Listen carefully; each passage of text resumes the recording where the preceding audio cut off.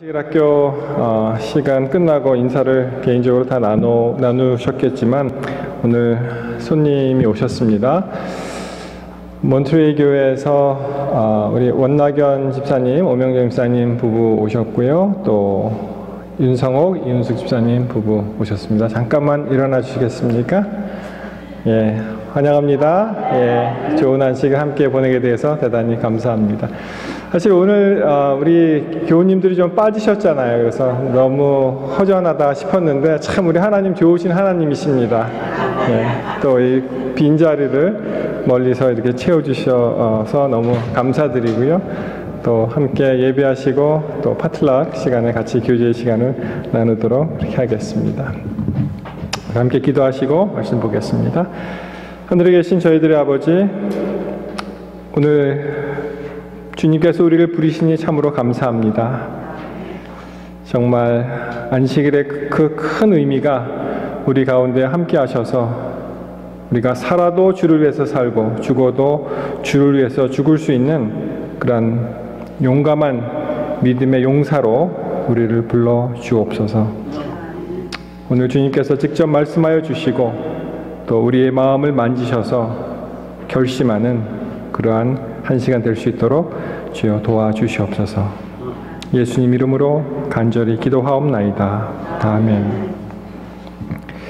디모데후서 4장 7절 8절에 있는 말씀 같이 보시겠습니다. 디모데후서 4장 7절 8절에 있는 말씀입니다. 이 디모데후서는 사도 바울이 이제 인생의 모든 여정을 거의 마칠 시간에 마치 유언과 같은 그런 남기는 그런 말입니다.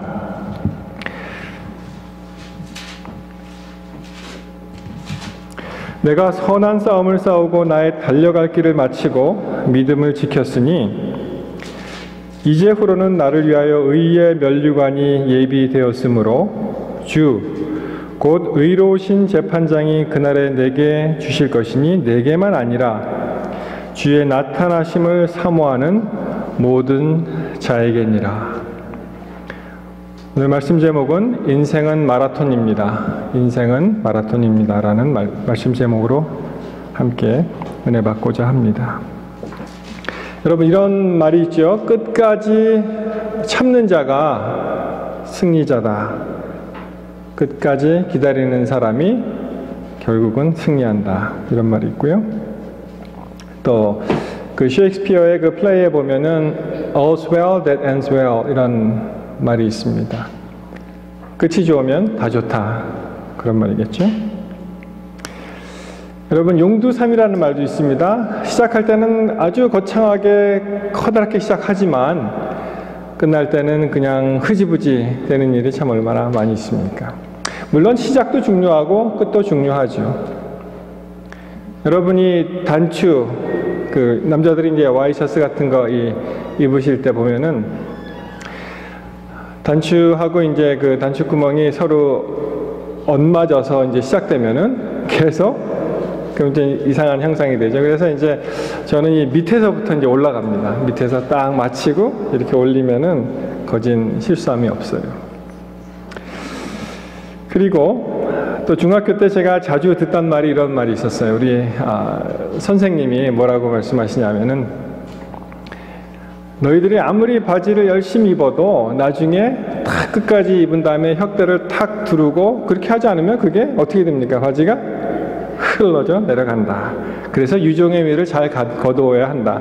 끝이 중요하다는 그런 말씀을 많이 하셨습니다. 여러분, 우리의 인생은 마라톤입니다. 이 100m 달리기가 아니에요.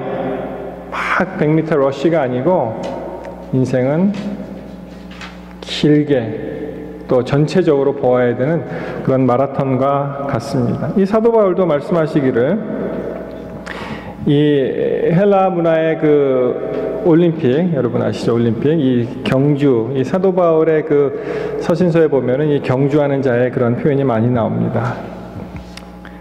내가 선한 싸움을 싸우고, 우리가 이 매일매일 삶이 싸움이잖아요. 내가 무엇을 선택하고 어떻게 결정하느냐. 이 선한 싸움입니다. 선과 악의 대쟁투의 선한 싸움입니다. 나는 선한 싸움을 싸우고 나의 달려갈 길을 마치고 믿음을 지켰다고 말씀하십니다. 참 이 표현이 좋지 않습니까? 매일매일의 그 선한 싸움을 싸우고 나의 달려갈 길을 마친 거예요. 중도에 포기한 거나 또 그만두는 것이 아니라 도중에 나의 달려갈 길을 마친다는 것입니다. 그리고 더욱더 중요한 것이 뭐라고 되어 있습니까? 뭘 지켰다고 되어 있어요? 믿음을 지켰다고 말씀하십니다. 그래서 마지막 때까지 잘한다는 것, 그것은 어떻게 보면은 우리가 기다린다는 것입니다. 이렇게 봤을 때 이게 아닌데 그러고 도중에 포기하거나 이렇게 되는 것이 아니라 마지막까지 잘한다는 것은 하나님의 약속을 믿고 끝까지 기다리는 그러한 인생이 되어야 된다는 것입니다. 인내한다는 것입니다. 하나님의 약속을 기다린다는 것입니다. 사무엘상 16장에 있는 말씀을 한번 보시겠습니다. 사무엘상 16장은 이제 사울 왕을 이제 하나님께서 버리시고 그 다음에 새로운 목자를 세우시죠. 그래서 이 사무엘이라는 그런 책은 물론 맨 처음에 사무엘의 이야기가 시작되지만 16장 이후로는 이제 다윗의 이야기가 나옵니다. 사무엘 상하하고는 사실은 이름은 사무엘이지만 다윗의 이야기라고도 볼 수가 있는데요. 한번 보시겠습니다. 사무엘상 16장. 여호와께서 사무엘에게 이르시되 내가 이미 사울을 버려 이스라엘 왕이 되지 못하게 하였거늘 내가 그를 위하여 언제까지 슬퍼하겠느냐. 너는 뿔에 기름을 채워 가지고 가라. 내가 너를 베들레헴 사람 이새에게로 보내리니 이는 내가 그의 아들 중에서 한 왕을 보았느니라 하는지라. 자, 이제 그 이새의 아들 중에 한 사람 다윗을 이제 왕으로 선택하는 그런 장면이 이렇게 시작됩니다. 그런데 사무엘의 첫 번째 반응은 굉장히 두려운 그런 반응이 나옵니다. 사무엘이 이르되 내가 어찌 갈 수 있으리까? 사울이 들으면 나를 죽이리이다 하니 하나님께서는 말씀하셨는데요. 사무엘의 반응은 겁이 나는 거예요. 사울이 이걸 알면은 사울이 지금 왕인데 나를 죽이면 어떡하느냐. 여러분, 하나님께서 많은 경우에 우리 인생 삶에서도요, 약속을 주시는데 우리는 그것을 받지 못하는 거예요. 그리고 겁을 내는 경우가 많이 있습니다. 하나님께서 말씀하셨는데도 불구하고 그것을 받지 못하고 자기 생각으로 그것을 두려워하는 그런 일이 있습니다. 그때 어떻게 해야 됩니까? 답이 나오죠. 그 이후에 여호와께서 이르시되 너는 암송아지를 끌고 가서 말하기를 내가 여호와께 제사를 드리러 왔다 하고. 그래서 이렇게 사무엘의 그 어려운 마음, 좀 불편한 마음은 하나님의 약속을 다시 한번 확인하는데 정답이 있습니다. 해답이 있어요. 우리가 세상을 살아가는데 참 어둡고 힘들고 하고 싶지 않은 그런 일을 하나님께서 시키시더라도 우리가 다시 한번 주님의 말씀을 붙잡고 믿음으로 나아간다면 해결할 수가 있는 경우가 전부입니다. 자, 그 다음에 이렇게 이어집니다. 이새를 제사에 청하라. 내가 내게 행한 일을 가르치리니 내가 내게 알게 하는 자에게 나를 위하여 기름을 부을지니라. 그래서 그 이새에게 그냥 가는데 제사를 지내야 되겠다. 같이 제사를 지내자 하고 이제 갑니다. 그랬더니 성읍 장로들이 떨었다고 돼 있어요. 아니 갑자기 사무엘 선지자가 나타나서 예기치 않은 일을 하니까, 그래서 이곳이 평화를 위해서 평강을 위하여 오시나이까 이렇게 말이 진행이 되죠. 그래서 이르되 5절에 평강을 위함이니 내가 여호와께 제사하러 왔으니 스스로 성결케 하고 와서 나와 함께 제사하자 하고 이새와 그의 아들을 성결케 하고 제사에 청하니라. 그래서 이새가 전체 아들을 다 불러서 그들을 성결케 하고 같이 제사를 드렸습니다. 뭐 지금식으로 표현하면은 우리의 마음을 성결케 하고 하나님께 이제 예배를 드린 것이죠. 그리고 이제 사무엘이 하나님께서 분명히 약속하셨잖아요. 이들 중에 한 사람을 왕으로 세우겠다고. 그래서 이제 한 사람 한 사람 이제 지나갑니다. 이세의 첫 번째 아들 이름이 누구였죠? 엘리압.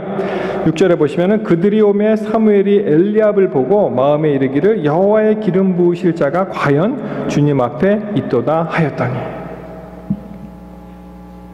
여러분, 우리가 이 말씀을 이렇게 읽을 때 그냥 막 급하게 지나가는데요. 이게 이렇게 세팅을 맞춰서 이렇게 생각해 보면은요, 굉장히 급한 거예요, 사무엘이.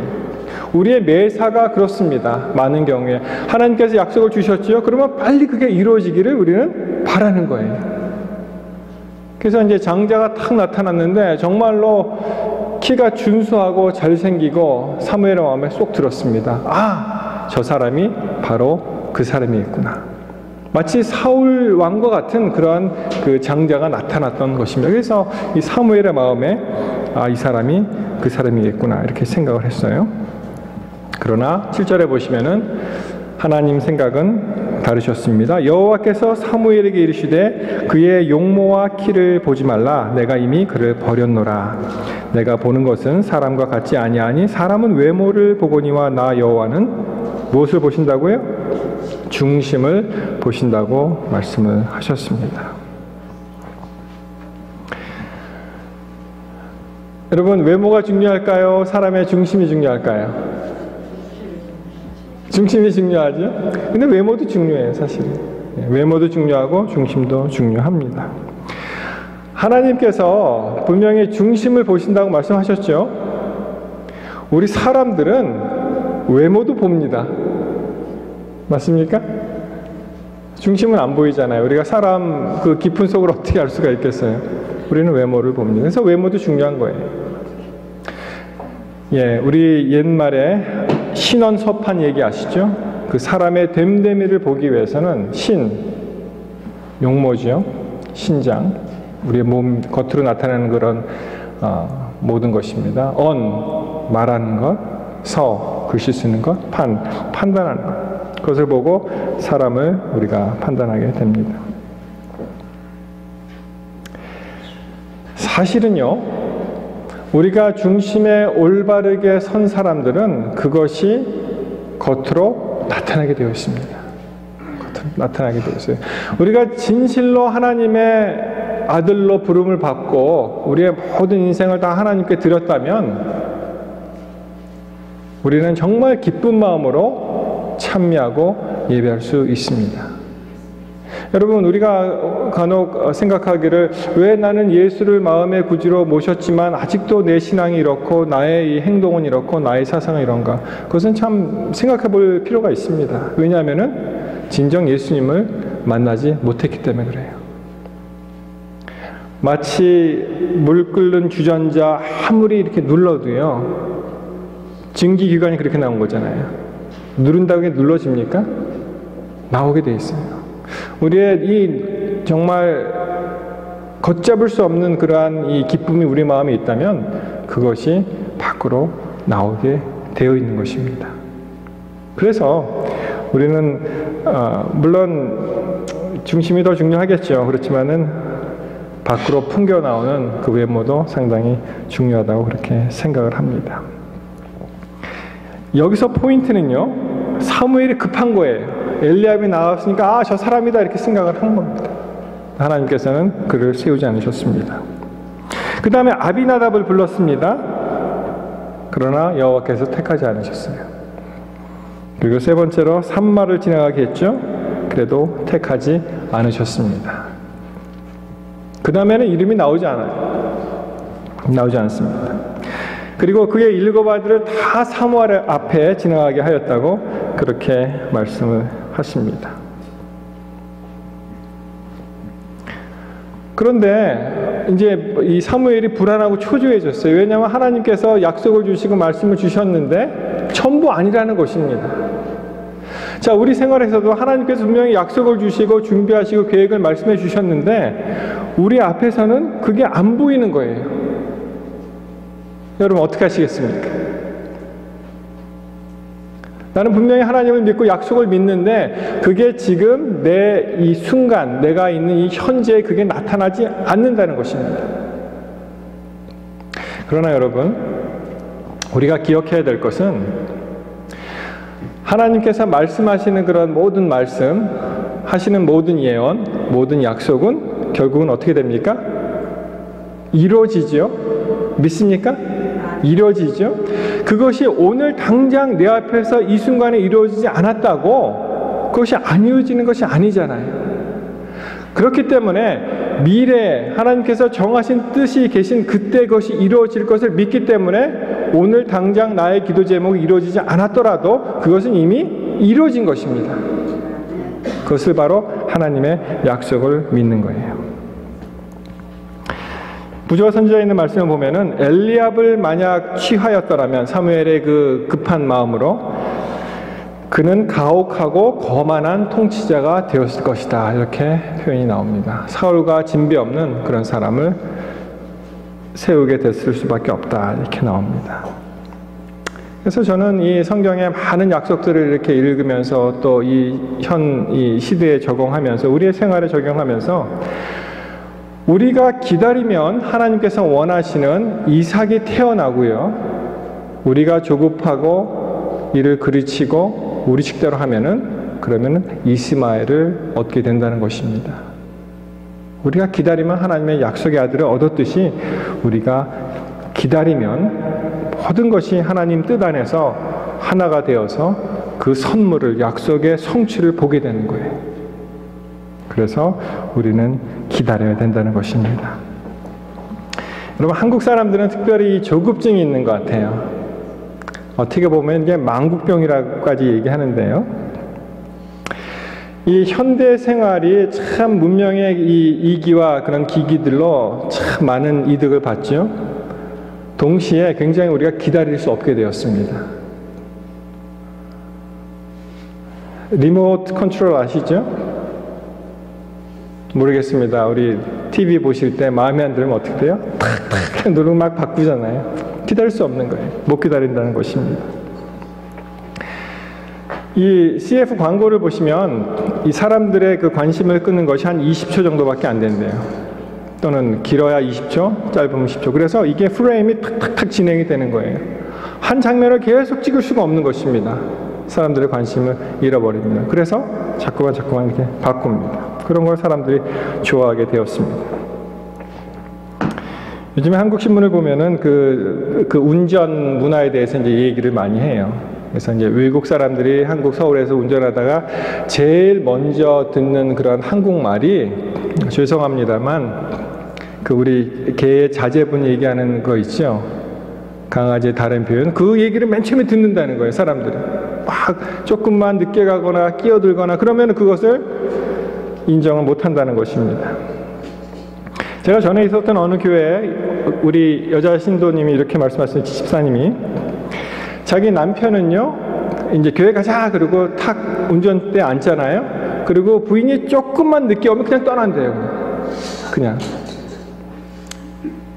우리 교회 그 성을 가지고 계신 분이 많기 때문에 무슨 성이라고는 제가 말씀 못 드리겠습니다. 그렇지만 우리가 다 그런 것 같아요. 우리는 기다리지 못합니다. 오늘 교회 오실 때 혹시 도로상에서 좀 험한 일을 당하지 않으셨습니까? 뭐 안식일에는 좀 상대적으로 이렇게 평온하니까 그렇지 않으리라고 믿는데, 그래서 오죽하면은 이 로드 레이지 10계명이라는 게 생겼어요. 그거를 회피하는 그런 10계명. 뭐 이해가 이렇게 됩니다. 절대 보복 운전하지 마라. 막 내가 내 앞에 누가 끼어들었다고 화나잖아요. 그래서 그걸 뭐 보복하거나 뭐 막 그렇게 하지 말라는 거예요. 화가 난 운전자와 눈을 마주치지 마라. 화가 난 운전자의 말과 행동에 상대하려고 하지 마라. 상대 운전자에게 공손하고 침착하게 행동해라. 짜증나는 상황이 발생했을 때에는 1부터 10까지 세라. 카운트를 해라. 화난 상대 운전자에게 직접 대처하지 말고 차량 번호를 적어서 경찰에 신고하라. 운전 중에는 집이나 회사에 대한 걱정을 잊어라. 운전 중에 음악을 들으면 스트레스를 줄일 수 있다. 다른 운전자의 운전 습관을 바꾸려고 하지 마라. 자신의 운전 습관도 못 바꾼다. 여러분 10번째가 뭔지 아십니까? 영원히 도착 못하는 것보다 조금 늦게 도착하는 것이 훨씬 낫다는 것을 명심하라. 그래서 이런 말이 있습니다. 5분 일찍 가려다가 50년 먼저 간다. 그런 말이 생겼습니다. 여러분이 성질을 부리는 사람, 이 참지 못하는 사람은요, 이 의학계에서도 뭐라고 얘기하냐면은 이 고혈압과 심장 질환에 걸릴 확률이 많다. 이렇게 의학적으로 나왔습니다. 그래서 이 참고 이렇게 살아야지 조급하거나 막 이렇게 스트레스 아웃됐다고 그냥 막 이렇게 하면은 굉장히 안 좋은 그런 결과가 있는데요. 쭉 제가 그 내용을 읽어보면서 해필이면은 A형 성격에 대해서 나왔어요. 저는 A형입니다. 그래서 혈액형이 무엇이냐 그러면은 A 학점 아니면 저는 안 갔습니다. 그래서 이제 A형이라는 것은 굉장히 자랑스럽게 생각하는데 저는 B형이 좀 이상한 줄 알았어요, 사실은. 근데 이 A형 성격은 치열한 경쟁심과 초조, 적대감 등 3가지 특징이 있다고 합니다. 그런데 자, 여러분 한번 보십시오. 우리가 잠재하는 우리 그 생각 중에 이런 게 있나 한번 보십시오. 연구자들은 내가 너무 빨리 먹는다. 무엇인가 기다려야 할 때 심하게 동요된다. 항상 시간에 쫓긴다. 퇴근 무렵에 쫓기는 기분이다. 이런 마음이 든다면은 그것은 굉장히 안 좋다고 해요. 조급증에 있는 사람들입니다. 근데 이것이 왜 문제가 되냐면은 여러분 이 조급증 막 이렇게 화가 나거나 스트레스를 받잖아요. 그러면은 이 아드레날린하고 콜티졸 그 호르몬 있잖아요. 그것이 이제 나오게 되는데 이미 이런 급한 사람들은 이미 심장 혈관의 그 벽이 혈관을 통하는 이 혈관의 벽이 좁아져 있는데 이러한 스트레스 호르몬이 자꾸만 나와갖고 혈소판을 자극시켜갖고 이것을 더 피의 흐름과 이런 것을 굳게 만든다는 거예요. 그래서 이게 고혈압이나 심장병으로 될 확률이 많다는 것입니다. 그래서 이 결과에 보면은 그러한 성격의 소유자들은요 한 2.5배 그런 거 걸리는 한 2.5배 그런 게 더 많다고 그렇게 나옵니다. 그래서 우리가 정말 좀 한번 생각해 봐야 될 그런 문제가 아닌가 이렇게 생각을 합니다. 그래서 고혈압과 조급증과의 관계 또 혈관 그 계통의 관계가 이 상관 관계가 있다는 것입니다. 여러분 우리는 이 모든 일에 있어서 인내를 배워야 되는데요.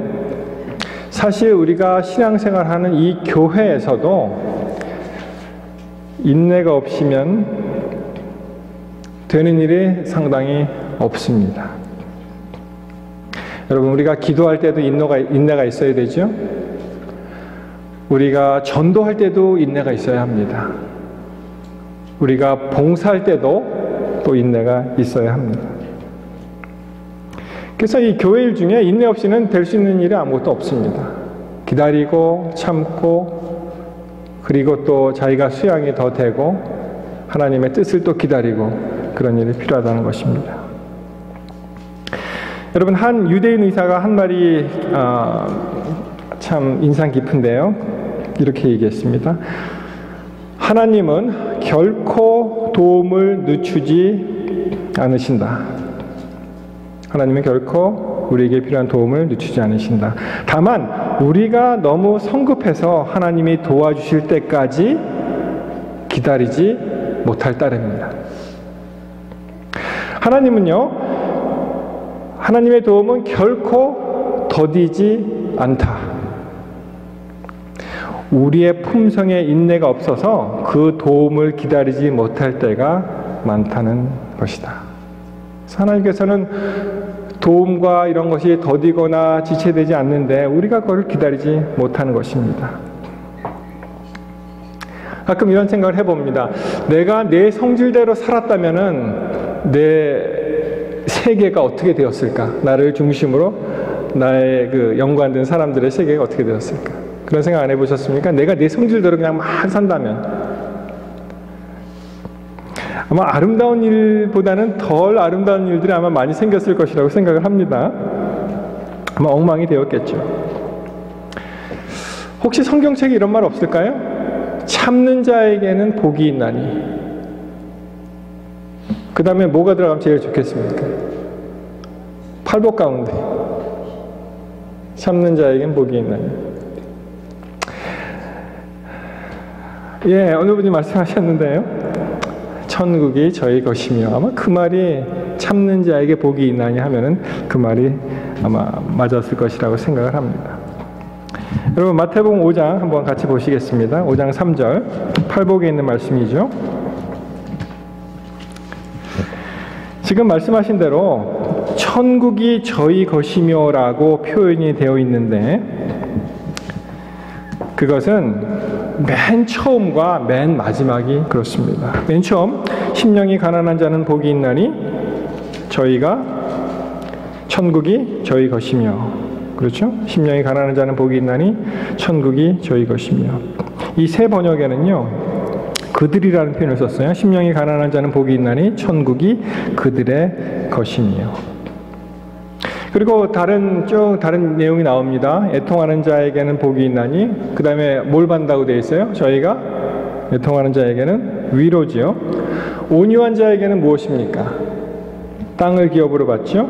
의에 줄이고 목마른 자는 저가 배부를 것이요. 긍휼히 여기는 자는요, 긍휼히 여기는 자는 복이 있나니 저희가 긍휼히 여김을 받을 것이며. 마음이 청결한 자는 복이 있나니 저희가 하나님을 볼 것이요. 화평케 하는 자는요, 하나님의 아들이라 일컬음을 받는다고 되어 있습니다. 그리고 또 이 팔복을 마치면서 의를 위하여 핍박받는 자는 복이 있나니, 다시 한번 반복합니다. 천국이 저희 것이며. 그래서 이 천국이 저희 것이며라는 맨 처음에 심령이 가난한 자, 그리고 의를 위하여 핍박받는 자, 이렇게 나오는데요, 팔복의 시작과 끝이 바로 천국의 저희 것이라고 말씀하십니다. 정말 인내 없이는요, 우리에게 어떠한 영원한 상급이나 어떠한 복이나 구원이 없다는 것입니다.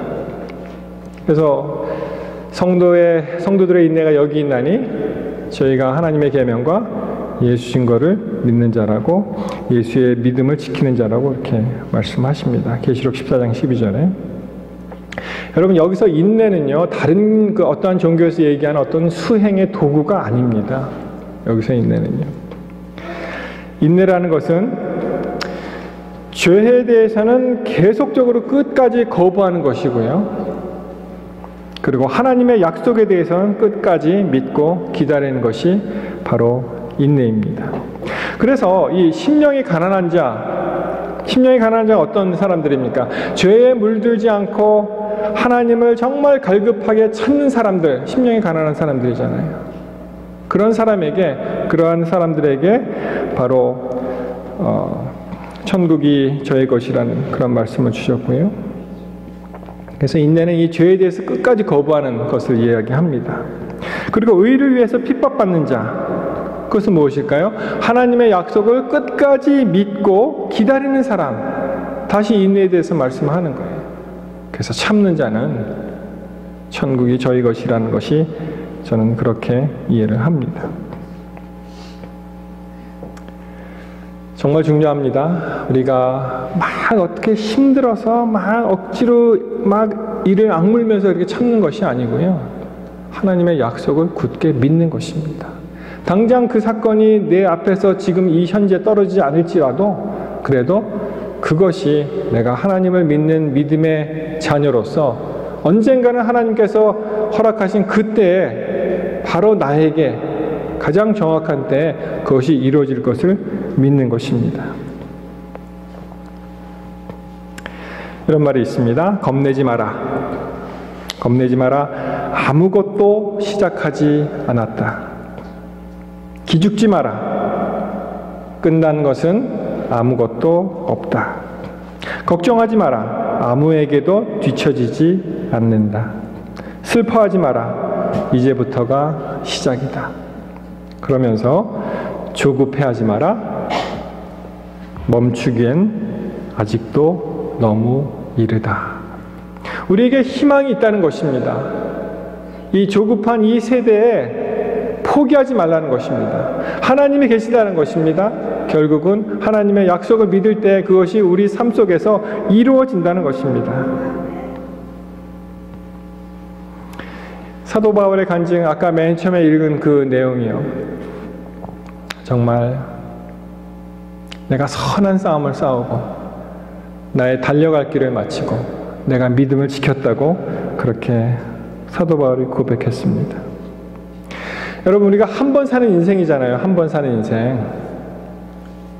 나는 정말 이 인생을 마감할 때 뒤돌아보아서 1.1핵이라도 한 티끌이라도 후회함이 없다. 그렇게 살 수 있는 사람이 있을까요? 참 그렇게 살 수 있으면 얼마나 좋을까요? 그러나 우리가 할 수 있는 것은 그렇게 완벽하게 정말 내가 한 70년, 80년, 100년을 살면서 한 번도 후회할 일을 저지른 적도 없고 정말 잘 살았다. 그렇게 고백하면 제일 좋고 그렇게 할 수 없을지라도 그 후회하는 것을 가장 최소한도로 줄일 필요가 있다는 것입니다. 지금 이 순간부터라도 내가 과거에 막 살았습니까? 괜찮습니다. 지금 이 순간부터라도 모든 것을 다 청산하고 후회할 일이 없는 그런 생애를 살면은 그것은 정말 복된 일입니다. 영어 표현에 이런 말이 있습니다. When you are born, you are crying and everyone else was smiling. Live your life so at the end, you are the one who is smiling and everyone else is crying. 랄프 waldo 에머슨이라는 사람이 이런 말을 했다는데요. 우리가 태어났을 때, 내가 태어났을 때 나만 울었잖아요. 나만 엥 하고 울잖아요. 그리고 이 가족들은 어떻게 합니까? 좋아서 막 기뻐서 옆에서 막 방실방실 심화하는 거예요. 그렇게 우리 인생이 시작되었지만 우리가 쭉 살면서 그걸 바꿔보자는 거예요. 어떻게 바꿔요? 내가 죽을 때에는, 내가 이 인생을 끝마침을 할 때에는 나는 웃고요.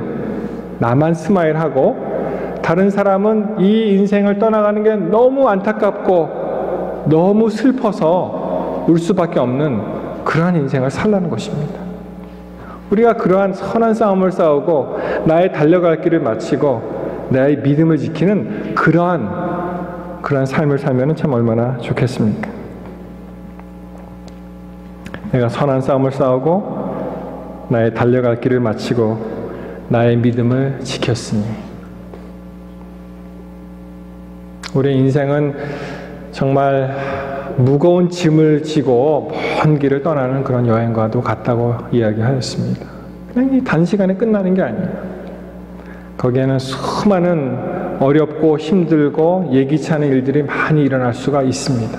그렇지만 우리가 하나님을 바라보고 주의 약속에 굳게 서서 그것을 하나님의 약속을 붙드는 그런 삶을 살게 된다면 우리의 삶은 정말 풍요로운 그런 삶을 살 수 있을 것이라고 생각을 합니다.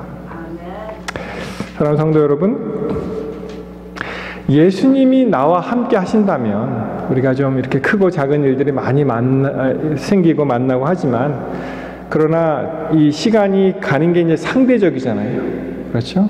그래서 자기가 사랑하는 사람하고 연애하고 시간을 같이 보내면 그 시간이 얼마나 빨리 갑니까? 벌써 9시야? 이제 가야겠네. 그러죠. 근데 만약에 자기하고 좀 이렇게 힘들거나 뭐 이렇게 그런 사람하고 같이 있다면 시간이 얼마나 늦게 갑니까? 시간이 안 가죠, 그냥. 그래서 뭐 국방부시계는 뭐 거꾸로 매달아 돌아간다 그런 말이 있잖아요. 안 가는 거예요. 그러나 우리가 우리의 삶을 하나님께서 주신 약속에 우리의 삶을 맡기고 그리고 예수님과 매일매일 동행한다면 그 시간은 순식간에 지나갈 것입니다.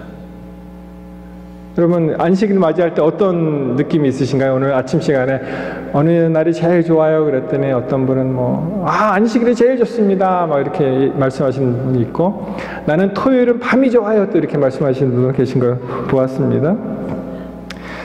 우리가 안식일을 맞이할 때 우리의 인생이요, 우리 인생이 안식일 이 중심으로 이제 살아야 되는데, 안식일 중심으로. 그래서 우리의 믿음의 선조들은 어떻게 했습니까? 안식일 다음에는 첫째 날, 안식 후 첫날, 첫째 날, 둘째 날 쭉 이렇게 하고 금요일에 예비일, 그리고 안식 이렇게 되잖아요.